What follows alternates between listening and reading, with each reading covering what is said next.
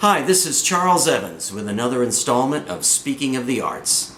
As this strange COVID year winds down, I wanted to take a moment to take a break from discussing the hardships that the arts have faced this past year and instead talk about something on a lighter note. But first, we have a performance by one of our Long Bay Youth Symphony string quartets, playing an original composition by the first violinist in the group, Violeta Gerasimhchuk, followed by a one-on-one talk with Violeta.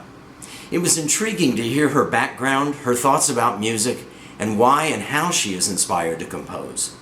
So, here is her composition, Atlantic Dreams, an immigrant story. Enjoy.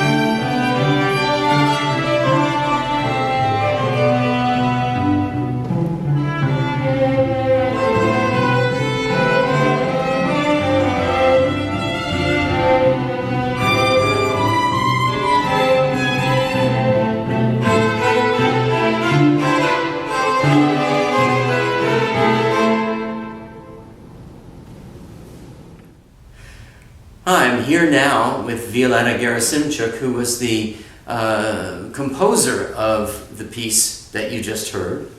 And I just have been so fascinated with the idea of when I have young people come up through the Youth Symphony, anyone who's interested in composition, I like to see what has motivated them and what interests them, and just talk to them about, you know, how they feel about music. So Mila, I appreciate your taking the time to talk with me after a stressful performance, but it went quite well. So just tell me a little bit about yourself. You told me, I guess you've lived here for how many years? About 3.5 years. And then in South Carolina, a year, Chesterfield, you said before that? Yeah. And then in Charlotte before that? Yeah. Okay. All right. And your ethnic origins are from Ukraine, right? Yeah. And I think the piece that we just heard was, you said it was dedicated to your father who emigrated over here. Mm-hmm. And did you guys ever talk about that? Very rarely, because it was only when I got older I wanted to learn more. Mm-hmm. But he told me that his mother immigrated here because the rest of her family immigrated to America, so she decided to do that. Yeah.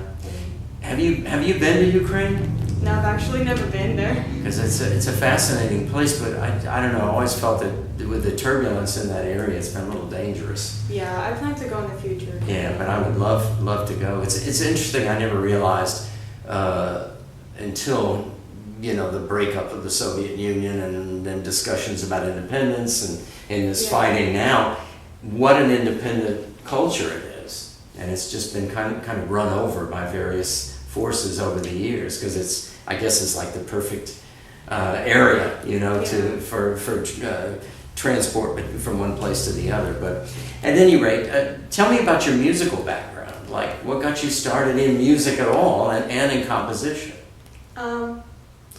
One day I just told my parents, I was 8 years old, and I told them that I wanted to play violin. And next thing you know, they got me a violin for rent, and then I just went from there. And you said, what age now? 8? 8, yeah. And you were in Charlotte at the time? Yeah. And was there anything in the schools? Did you? No, there was no schools. I mean, I used to go attend these church services, and they would sometimes have young people and more experienced people perform pieces, and I always enjoyed listening to that. So how did you learn yourself? Well, I was lucky to find a violin tutor. Okay, so you did. Okay, because it's kind of hard to do it all on your own. I agree. Yeah. Well, and you've played consistently and plan to continue playing violin. Yeah, that's correct. But tell me about when you had a desire to actually compose music, because like I had said earlier, that I have so much respect for that, because we just recreate music, and the idea of I have this sound in my head and I want to commit it to paper, that's just fascinating to me. So when did that first happen? I used to be in the choir at a church, and sometimes I would just sing different melodies that are from my head, and then when I practiced the violin, I would sometimes get distracted and just play whatever I wanted to. Sort of improvise? Yeah, I improvised, yeah. And so what made that transition to you actually writing something down? Well, I started with recording one part and playing on top of that until it was about a year and a half ago. A friend of mine introduced me to an app I compose music. Right. So that does make it a lot easier. It does. I remember the old days. Now I've done very little composition, mainly as student projects, but I've done a lot of arranging. And the difference between the old days when you actually had to write everything out by hand. I tried doing that. It's not very easy. It's not. It's very tiresome, but there are advantages. Because any technology is just vexing sometimes. You can't get it to work.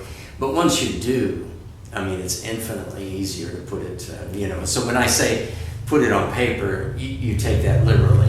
Anytime you commit it to any notation. Yeah. So you really never had to hand write stuff. Yeah. Yeah. So you've always had the app. So what was your first piece? The one that we just performed was my first completed piece. Oh, well, I'm glad we were able to seal that for you. Yeah. And so, okay, you mentioned to me earlier that you have several other pieces in the works. I do. A lot of the times, if I think of a new a new melody in my head, I'd write it down before I forget and then come back to it weeks later, months. Yeah. And that's what I did with the piece. Sure. So it was the inspiration that you could actually have it performed. Yeah, that was it. Yeah. Are the other ones string quartets as well? No, some of them are like for a string orchestra, and I'm working on a piece for like a symphony. Yeah. I'm hoping so. That's cool. So do you lay it out in big chunks? Do you have an idea of how you're going? Because a symphony, that's a big piece. I know. So how do you think of that in your head? Of course, everyone's different. I do like little bits. When I started, the music kind of goes on its own. I don't. Yeah. It just kind of, it's instinct. Mm-hmm. But like, do you have those moments where you go, okay, eventually I want it to do this. Definitely. And then grow, and then, because I think Yeah. that's the most fascinating. You have to have the architecture in place. And you can do a bunch of stuff, but you need to know the road. So Yeah. that's neat. So are you planning to write the symphony for winds and brass? And Mm-hmm. wow. I just gotta like learn more about how their parts work. And Yeah. It does take a lot of study. So Yeah. strings is a little bit more natural it's, to you. yeah, definitely easier. Yeah. So you're planning to obviously complete some things you've already started, but what is your long-term goal as a composer? Well, I'm hoping to publish them so different schools can play them, or like Long Bay. Yeah, like a youth symphony Yeah, or like community youth group. symphony, Yeah. I think there's a great market for that, and I mean the piece is very attractive, and it has it almost it sounds folksy, almost to the point where I was starting to align it with tango music. Yeah. It's funny how different ethnic musics can sound similar. I mean, I think we talked about that earlier with the group playing the Dvorak American Quartet. He was using American idioms, but really it's Czech idioms. It's the same thing. Yeah. Folk music is folk music. So it's interesting what features here. But any plans on, is that piece done and self-contained and over, or is it potentially a part of a bigger piece? I think I'm gonna add more movements into that piece. I think that would be the first movement that was performed. So that would be pretty neat. Yeah. Well, it's certainly a pleasure to get a chance, like I say, to do a creation of a student. Now, we've had that happen. I'd say it's been 8 to 10 years since we've had a student who's come through and expressed an interest. And they did write orchestra pieces. Of course, this was a strange year. Yeah. But yeah, we've done 2 or 3 student compositions, which I think is wonderful. So you might keep that in mind, and maybe we can revisit this and maybe play your symphony at some point. I would love that. Well, anyway, Violeta, it's been a pleasure, and thank you all for joining us for the little snippet that included her performance, the Atlantic Dream String Quartet, and for this interview, and we'll see you back here in just a second. I'm glad you could join us for this episode, and keep in mind that we'll be continuing Speaking of the Arts throughout the summer, covering new topics and interviewing people in the regional music scene. Till next time, stay safe and keep listening.